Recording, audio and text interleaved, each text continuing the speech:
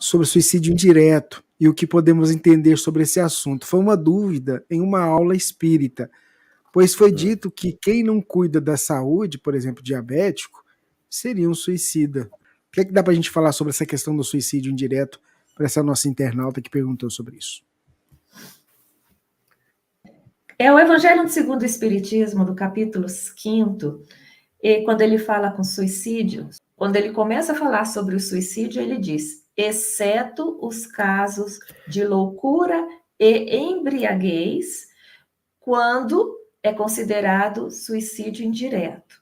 Aí depois ele continua falando sobre as consequências, ele começa a falar mais sobre as causas do suicídio ali, das responsabilidades do suicídio.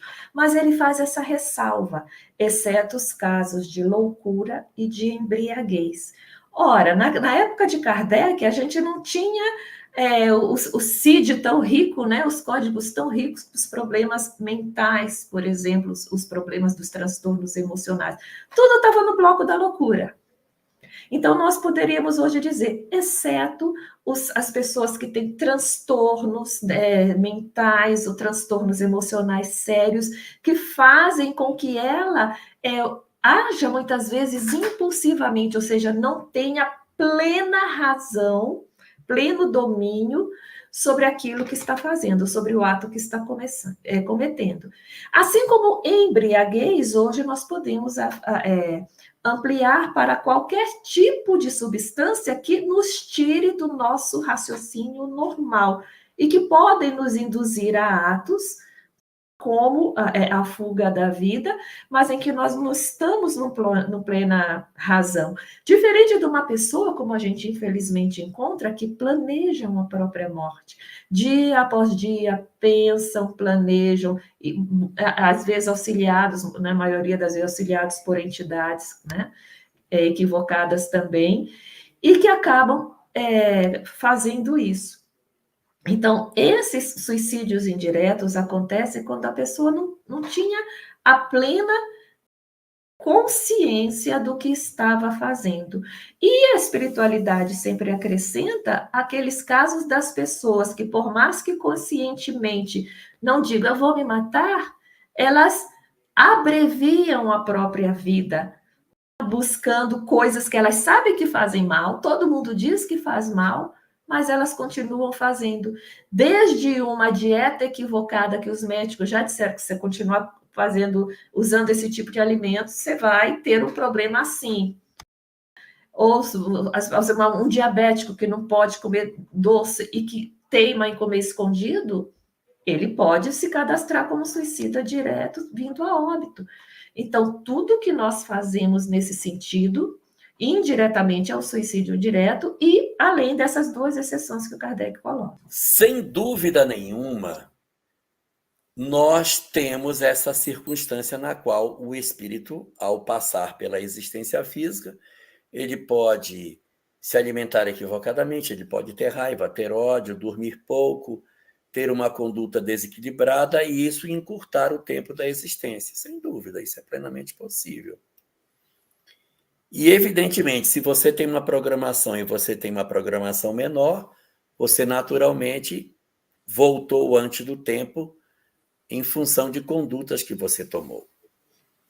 É uma forma que se poderia entender, é um suicídio inconsciente, porque você está fazendo sem a intenção de se matar, mas acaba acontecendo. Você não tem a intenção de, mas acaba reduzindo. Nos capítulos iniciais do livro Nosso Lar, a gente vai encontrar alguns espíritos ali chamando André Luiz de suicida. E depois, quando ele chega lá no Nosso Lar, perguntar, eles vão dizer, não, eles estão chamando você por causa disso. Eles vão explicar por quê. Mas há um detalhe. Nenhuma das entidades que trabalha no Nosso Lar chama André Luiz de suicida. Quem é que chama? Só as entidades das sombras. Porque só os espíritos interessados em perturbar as pessoas é que chamam assim. Se você for perceber, os espíritos que fazem esse tipo de acusação a André Luiz querem provocar a culpa, querem provocar o desespero, o sentimento de fracasso.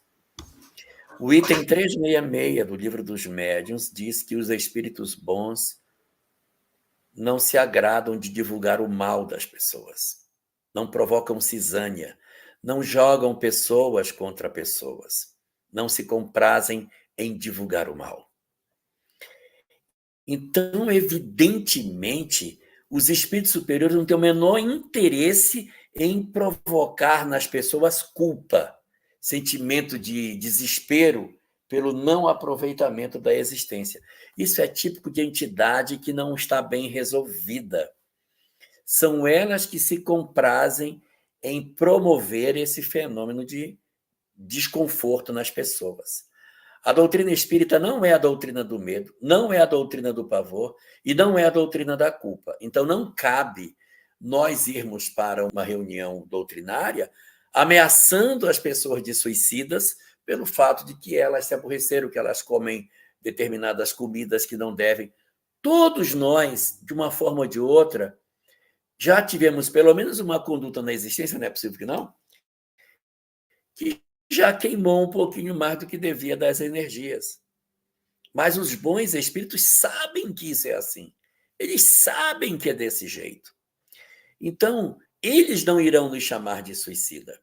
Aqueles que fazem essas coisas para poder alcançar seus objetivos sem o interesse de suicídio pode até ser chamado de suicídio inconsciente pelas entidades perversas. Mas nós teremos os suicidas diretos, que são aqueles que diretamente buscam a desencarnação, e um outro tipo de suicida, que é a pessoa que sabe que está fazendo mal e não se importa do que faz. Ela diz assim, eu sei que eu não posso beber porque eu tenho cirrose, mas eu vou beber, porque a vida para mim não vai ter sentido sem beber, então eu estou com cirrose, mas eu bebo, eu vou morrer, então eu vou morrer bebendo. Aí é uma outra circunstância. Senão, daqui a pouco a gente está colocando nesse rol as mães que acordam de madrugada para velar seus filhos doentes. Por acaso, uma mãe que fica sem dormir durante 6 meses por conta do adoecimento prolongado de um filho e que compromete sua saúde física, vai ser chamada de suicida? Então, ela tem que deixar o filho sozinho para não queimar o fluido vital? Que isso?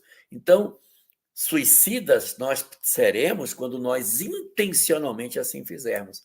Agora, trabalhar as energias para alcançar um resultado, ainda que isso force o corpo além do que deve, sem a intenção direta de suicídio, só vai ser chamado assim por entidades perversas e que querem causar perturbação.